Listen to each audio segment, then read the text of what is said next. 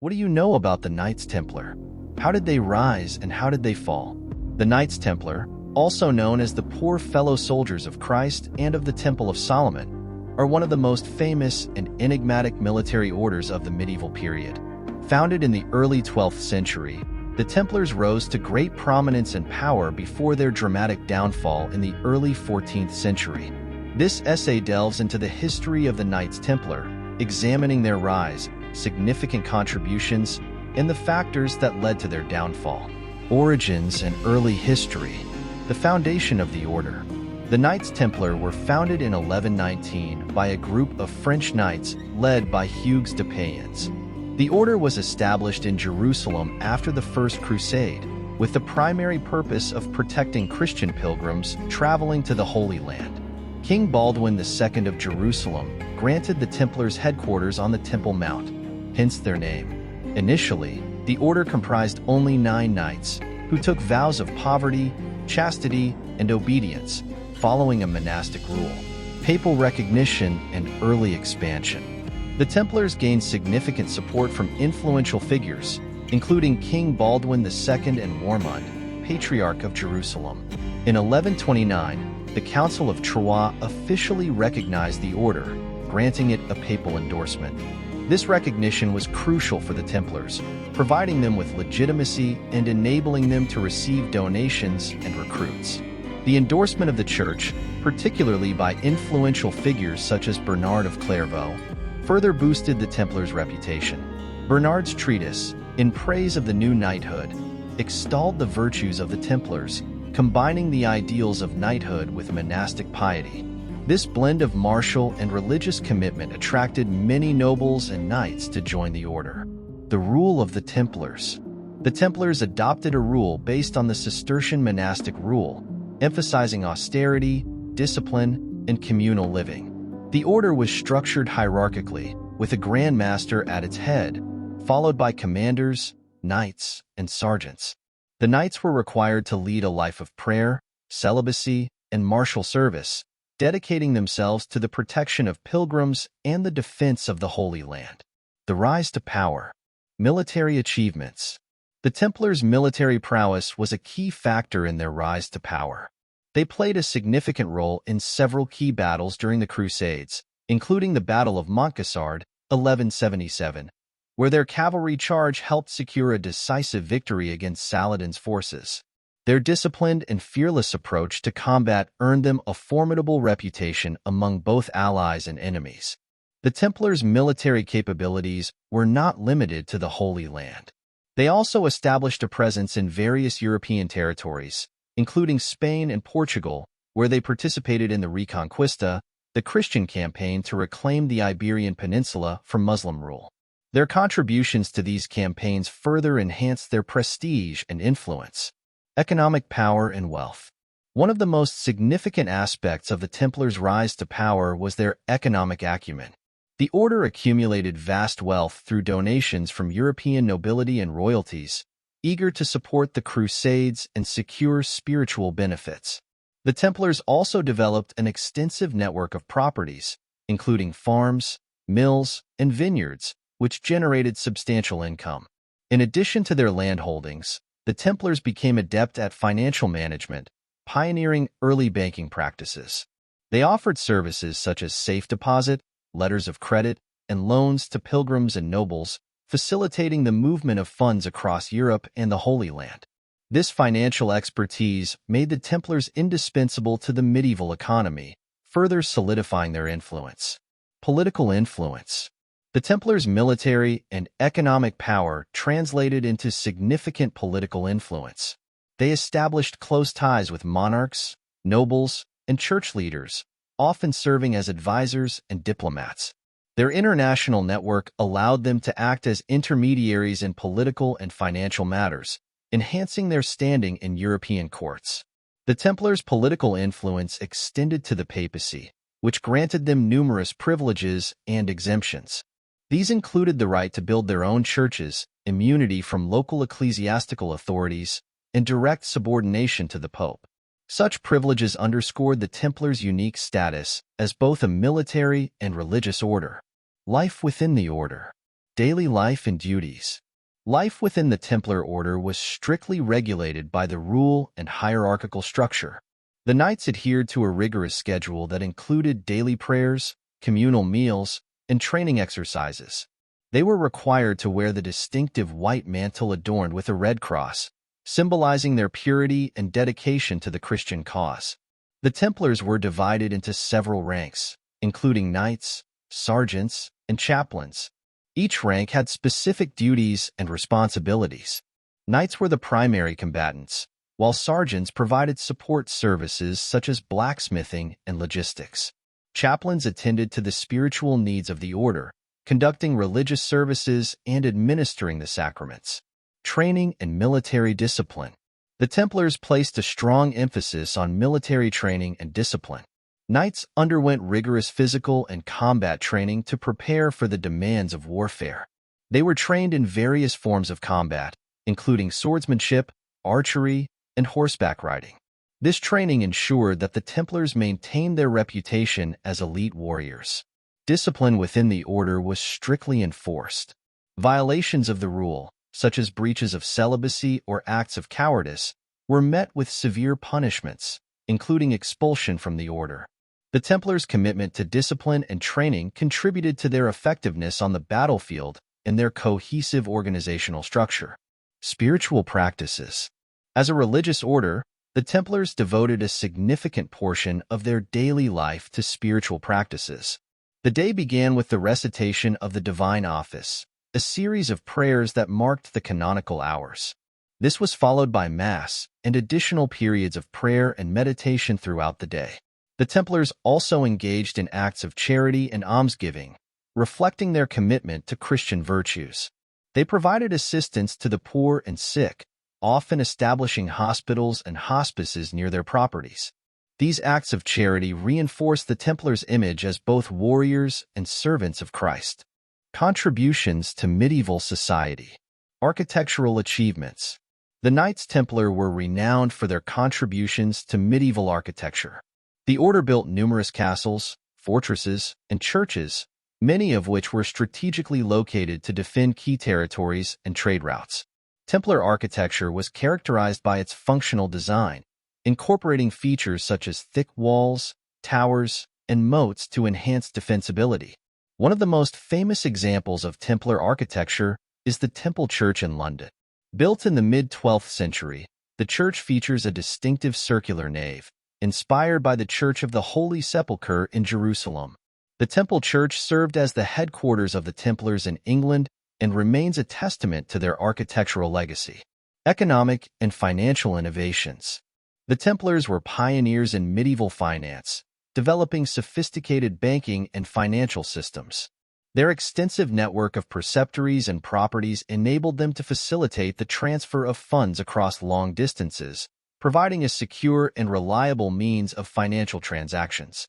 The Templars' banking activities included issuing letters of credit, accepting deposits, and granting loans. One of the Templars' notable financial innovations was the introduction of letters of credit, an early form of banking that allowed pilgrims and merchants to deposit money in one location and withdraw it in another. This system reduced the risk of carrying large sums of money and facilitated international trade and travel. Social and charitable contributions. The Templars were also known for their social and charitable contributions. They established hospitals, hospices, and almshouses to provide care for the sick, poor, and needy. The order's commitment to charity was reflected in their rule, which emphasized the importance of aiding those in need and practicing acts of mercy. Templar hospitals were among the best equipped and most advanced medical facilities of their time. They offered a range of services, including medical treatment, shelter, and food for pilgrims and the destitute. The Templars' charitable activities reinforced their reputation as pious and benevolent servants of Christ. The Templar rule and way of life. The Templar rule. The Templar rule, established by Bernard of Clairvaux, provided the framework for the order's way of life. The rule combined elements of monastic discipline with the martial duties of knights, creating a unique hybrid of monk and warrior. The Templar rule emphasized virtues such as obedience, humility, chastity, and poverty. Templars were required to live communally, following a strict schedule of prayer, work, and training. They were forbidden from engaging in personal accumulation of wealth or property, dedicating their lives to the service of God and the order. The rule also outlined the hierarchy and organizational structure of the order, ensuring discipline and cohesion. Daily life and rituals. The daily life of a Templar was governed by a regimented schedule that balanced spiritual and martial duties. The day began with the recitation of the divine office, followed by Mass and individual prayer.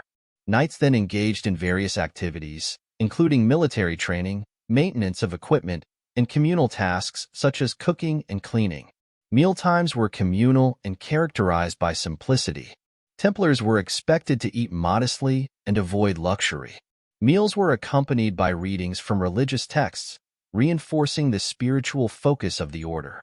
Silence was observed during meals, allowing for contemplation and reflection. The hierarchical structure. The Templars' hierarchical structure was designed to ensure effective command and control. At the top of the hierarchy was the Grand Master, who held ultimate authority over the order. The Grand Master was elected by a council of senior knights and served for life. Below the Grand Master were various ranks, including commanders, knights, sergeants, and chaplains. Commanders oversaw the operations of preceptories and were responsible for managing the order's properties and resources. Knights were the primary combatants, while sergeants provided logistical and support services. Chaplains attended to the spiritual needs of the order, conducting religious services and administering the sacraments. The decline and fall. Challenges in the Holy Land. The Templars' fortunes began to decline in the late 13th century, largely due to the changing political and military landscape in the Holy Land. The fall of key Crusader strongholds, such as Acre in 1291, marked the end of Christian presence in the region and undermined the Templars' primary mission. Without a clear purpose in the Holy Land, the order faced increasing scrutiny and criticism. The loss of the Holy Land also strained the Templars' financial resources, as they could no longer rely on the income generated from their properties and activities in the region.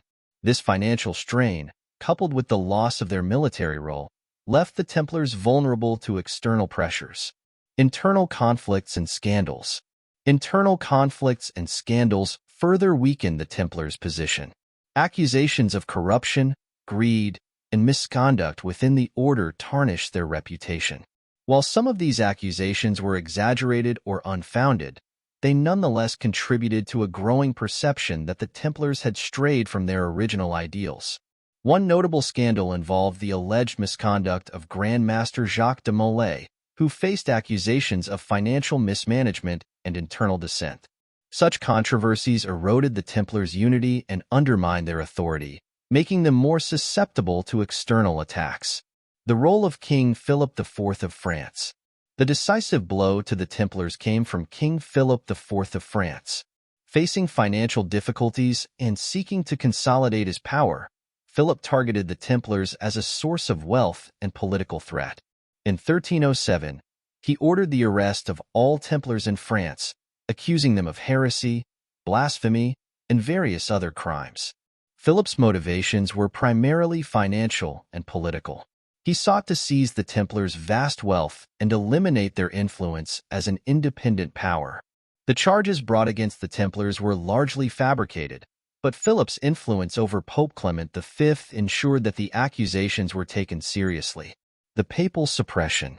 Under pressure from Philip IV, Pope Clement V initiated an investigation into the Templars' activities. The order was subjected to a series of trials, during which many Templars were tortured into making false confessions. The trials revealed little concrete evidence of wrongdoing, but the damage to the Templars' reputation was severe. In 1312, Pope Clement V issued the papal bull Vox in Excelso, formally dissolving the Knights Templar. The order's properties and assets were transferred to the Knights Hospitaller, another military order. Many Templars were imprisoned, and several, including Grand Master Jacques de Molay, were executed. The execution of Jacques de Molay. The final act in the Templars' downfall was the execution of Grand Master Jacques de Molay. After years of imprisonment and interrogation, de Molay was sentenced to death for heresy. On March 18, 1314, he was burned at the stake in Paris. According to legend, de Molay maintained his innocence and cursed King Philip IV and Pope Clement V as he faced his execution. De Molay's execution marked a dramatic and symbolic end to the Knights Templar. The Grand Master's steadfastness and final curse became part of the Templar mythology, contributing to the enduring fascination and mystique surrounding the order. Legacy and influence. The Templars in popular culture. The Knights Templar have left an enduring legacy in popular culture. Their mysterious and dramatic history has inspired countless works of fiction, from novels and films to video games and conspiracy theories. The Templars are often depicted as guardians of secret knowledge, treasure, and powerful artifacts, adding to their mystique. One of the most famous fictional portrayals of the Templars is in Dan Brown's novel, The Da Vinci Code, which explores themes of hidden history and secret societies. While such portrayals are often highly fictionalized, they reflect the enduring fascination with the Templars and their enigmatic legacy. The Templars and Freemasonry. The Templars are often linked to the origins of Freemasonry, a fraternal organization that emerged in the late 16th and early 17th centuries. Some Masonic traditions claim a direct connection to the Templars, suggesting that surviving members of the order went underground and continued their activities in secret. While there is no historical evidence to support a direct link between the Templars and Freemasonry, the association persists in popular culture and Masonic lore. The symbolic imagery and rituals of Freemasonry often draw on Templar themes, contributing to the perception of a historical connection. Historical reassessment. In recent years, historians have reassessed the Knights Templar, seeking to separate fact from fiction. This scholarship has provided a more nuanced understanding of the order's role in medieval society, emphasizing their contributions to military, economic, and religious life. The Templars are now recognized not only as warriors but also as skilled administrators, financiers, and patrons of architecture and art. Their legacy is seen as a testament to the complex interplay of faith, power, and ambition that characterized the medieval period. Architectural and artistic contributions. The Knights Templar left a lasting legacy in the form of their architectural and artistic contributions. Templar churches, castles, and preceptories, characterized by their distinctive design and construction, can still be seen across Europe and the Middle East. These structures reflect the order's military and religious identity, blending functional fortification with spiritual symbolism. Templar art, including illuminated manuscripts, frescoes, and sculptures, also testifies to the order's cultural and religious influence. The artistic legacy of the Templars continues to be studied and admired, offering insights into the medieval worldview and the intersection of faith and power. Influence on military orders. The Knights Templar set a precedent for other military orders, such as the Knights Hospitaller and the Teutonic Knights. These orders adopted similar organizational structures, combining monastic discipline with martial duties. The Templars' model of a disciplined, international military order became a template for subsequent organizations seeking to balance religious devotion with military prowess. The influence of the Templars extended to the development of chivalric codes and ideals. The order's emphasis on piety, honor, and martial skill contributed to the evolution of the knightly ethos that characterized medieval European society. Enduring mystique and popular culture. The Knights Templar have maintained an enduring mystique, captivating the imagination of generations. Their dramatic rise and fall, coupled with the mystery surrounding their alleged secrets and treasures, have made them a popular subject in literature, film, and conspiracy theories. Popular culture has often depicted the Templars as guardians of hidden knowledge and powerful artifacts, such as the Holy Grail or the Ark of the Covenant. While these portrayals are largely fictional, they reflect the fascination with the Templars' enigmatic legacy and the desire to uncover the secrets of their past. Conclusion. The rise and fall of the Knights Templar is a compelling chapter in the history of the medieval world.